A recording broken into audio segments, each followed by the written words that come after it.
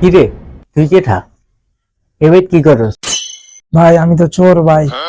তুই চোর ভালা কথা, তুই চুরি করবি পোলার গো কাপড়, মাইয়েও কাপড় চুরি করতেছিস কেন? ভাই ভাই অল্প বয়সে বিয়া করছি ভাই, সংসার চালাইতে পারি না তো ভাই, এর লেগে ভাই কাপড় চোপড় চুরি করা বলে কাপড় চোপড় দিই ভাই।